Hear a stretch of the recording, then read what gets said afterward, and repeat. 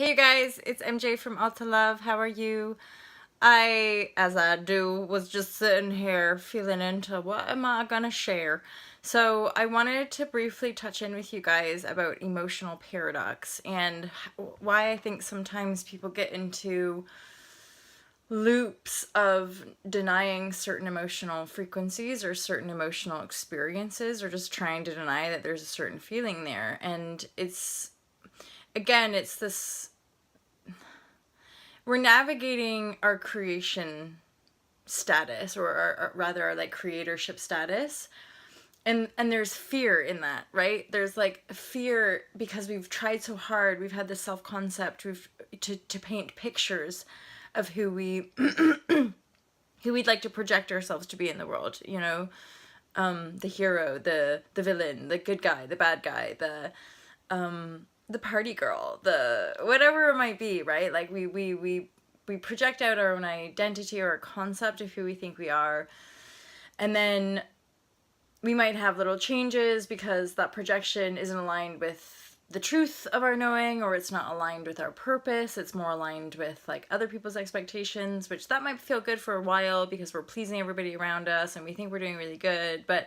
those situations tend to change, and or that's like an overlay, or again just like an unconscious projection that we like think is one thing, and then as life progresses we kind of peel back layers and realize it's not what we thought it was, or it's not what it doesn't, just that it's not what we think it is. And so our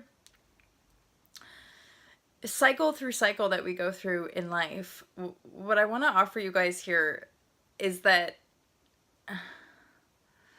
so in my experience, when I'm transforming emotional densities and I'm really mindful, like I'm really just holding space for my own body to clear itself out of emotions, that in a kind of paradoxical sense, the deeper I go into the emotion, like with love, with fierceness of like, I can see you, I can feel you there. I can feel this depth. I can feel this sadness. I can feel whatever.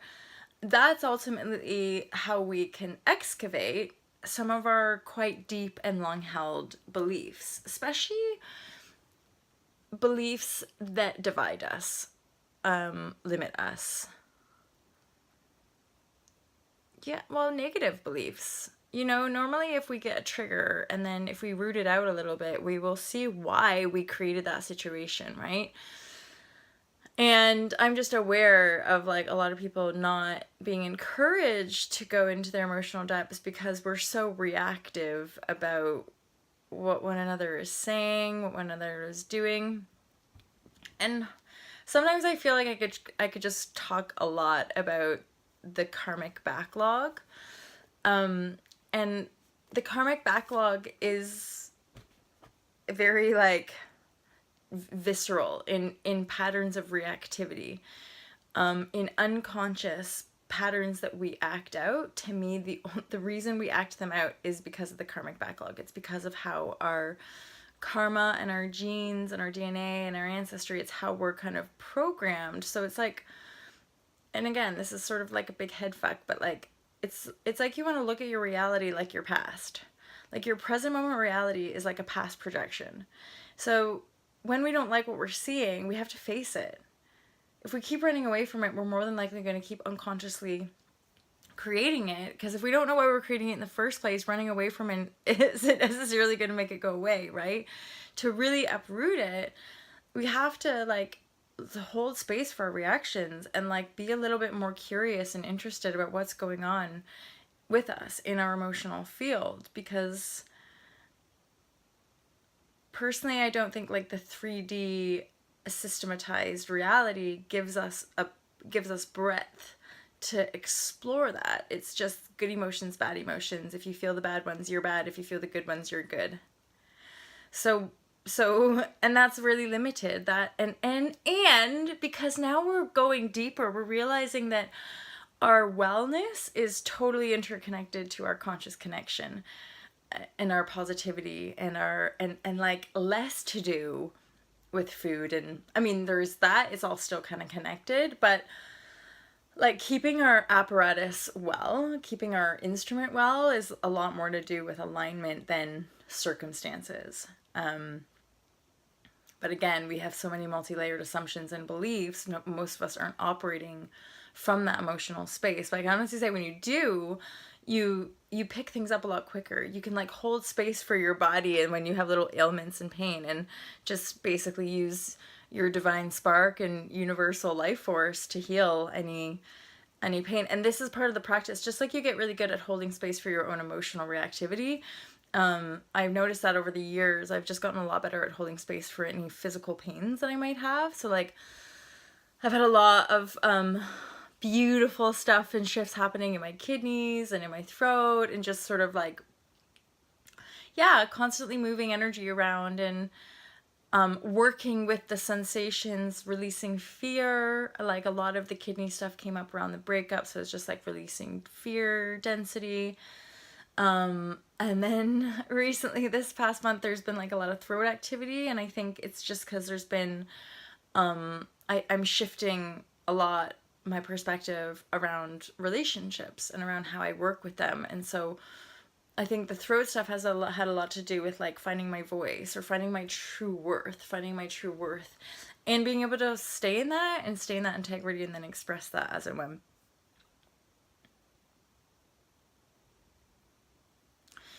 So yeah, it's a paradox, right? Sometimes I go on and I think, did I actually say this? It's like the paradox is really this. It's like you might on an emotional level. So again, we freak out. We don't want to feel bad emotions. It's like we don't want to create bad shit. But unconscious means that we don't fucking know it's there. So a lot of us are creating shitty circumstances, just pretend like it's not me, right? It's not me. Well, on some level it is, right? Because we wouldn't have the experience if it wasn't being perpetuated in a reality. So once we hold space for our own emotions, we realize you can actually have a really detached perspective, and your tears, your anger, your frustration, your resentment, your jealousy, none of that, you can just expand beyond that and be like, oh look, jealousy, oh look, resentment, like, or oh, for me, like, oh look, deep hatred and mistrust towards men, like, look, can you see that? Yes, that's why you're creating this pattern, da da da da da.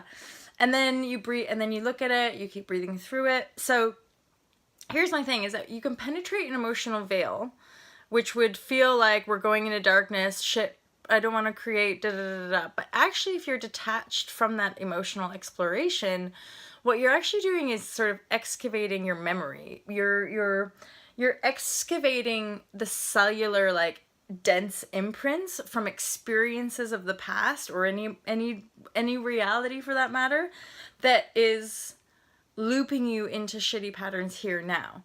So when we navigate within, we might be feeling gooey, but actually in the mental, in the container, there's a lot of beauty there.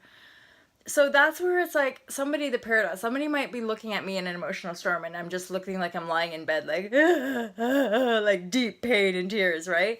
And then, but the truth is, like, this is my awareness, right? Is like, so often since I had my awakenings, I would go into these deep, irrational, emotional reactions, and there would be the intuition, right? There would be like the Holy Spirit, the divine, like, inner voice would start to speak to me, but in the depths of this, like, like suffering, just total surrender moments throughout my life, where I'm just like, the world is so hurty, and why isn't anybody care?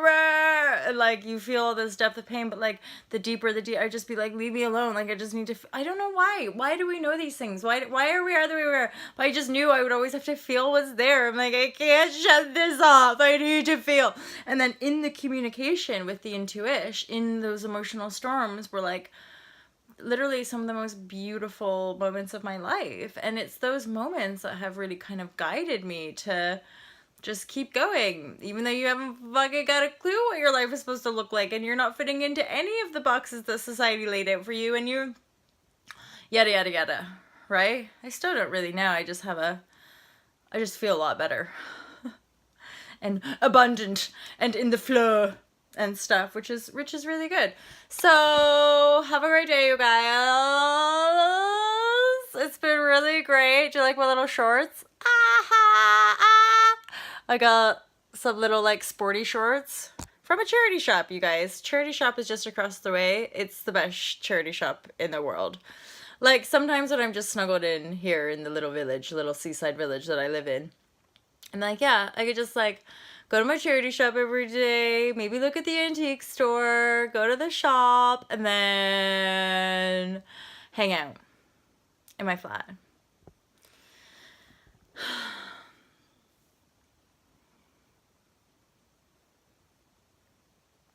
Okay? You. Perfect in every way. Peace out.